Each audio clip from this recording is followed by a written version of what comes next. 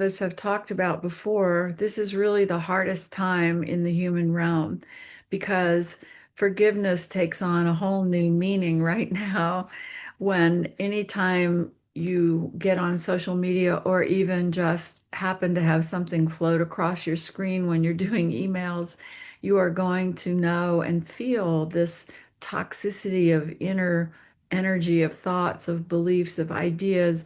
I mean, it's more toxic in a way than if people were in the streets with weapons, because it is an energy that we feel from each other, as we've talked about before in quantum physics and even in psychic research. They have shown that if someone is thinking about you, sending negative thoughts or very loving thoughts, you feel that. Your energy body feels that.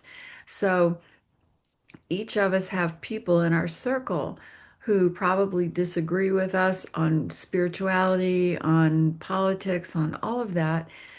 And in these days, we are all so sensitive that we are feeling that energy coming at us that we are wrong. Therefore, we are the bad guy, the monster, when we're just trying to live our life and believe in the things we know are true. So, in order to rise up at this time into our angelic light, I think one of the first steps for all of us right now is probably in the angel book, chapter 6, forgiveness. And I just want to read a couple things here that the angels were pointing out right this morning. When we think of ascendancy, it means remembering that we are beings of light rising up to our highest frequency of consciousness. That frequency is unconditional love, compassion, empowerment, and alignment with the God source energy. The opposite of that high frequency is the heavy energy of blame, anger, and judgment. Those are the burdens we carry in our hearts when we're unable to forgive. And yes, it's true. Earth is a realm where we experience deep pain and betrayal. There are humans who hurt others, who break hearts irresponsibly, and who act without awareness.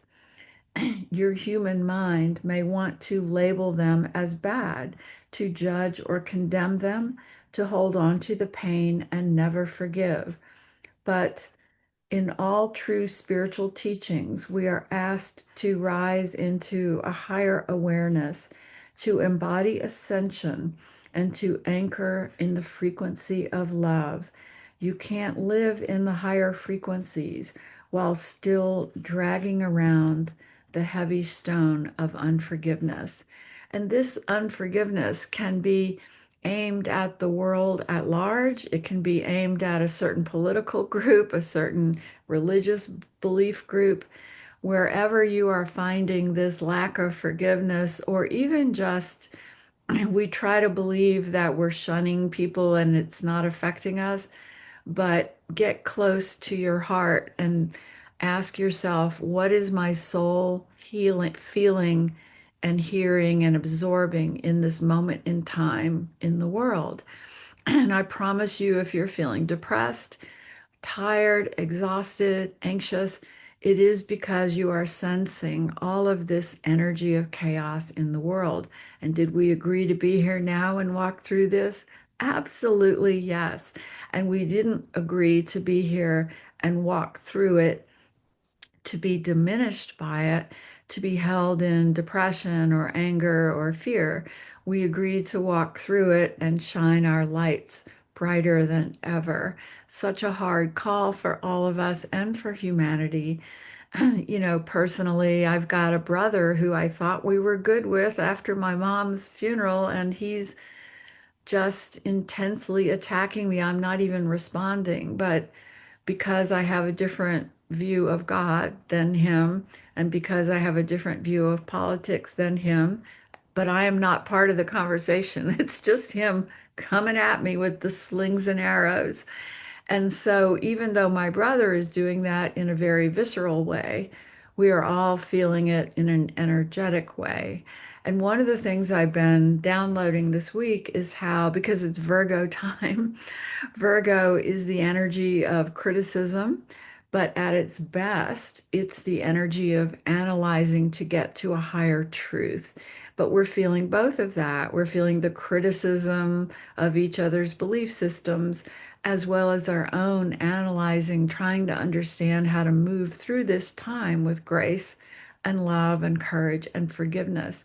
But the other thing about Virgo is what I've learned is that when we are criticizing other people, it's an energy of kind of feeding on their, using them, their energy, their what we perceive as their flaws, to make us feel more powerful, more energized. And it's a completely false pretense because we may temporarily feel a high by blaming other people and getting mad, but then our energy tanks as well. But you, if people are feeling you are the enemy, you will feel that temporary. It's like watching the ocean when the tide is going out. The tide just suddenly slips away like a vacuum. That's how our energy can sometimes feel when people are just having those thoughts and feelings about us or our political party or whatever. But the tide always comes back in, and it comes back in sort of bigger and higher tide than ever.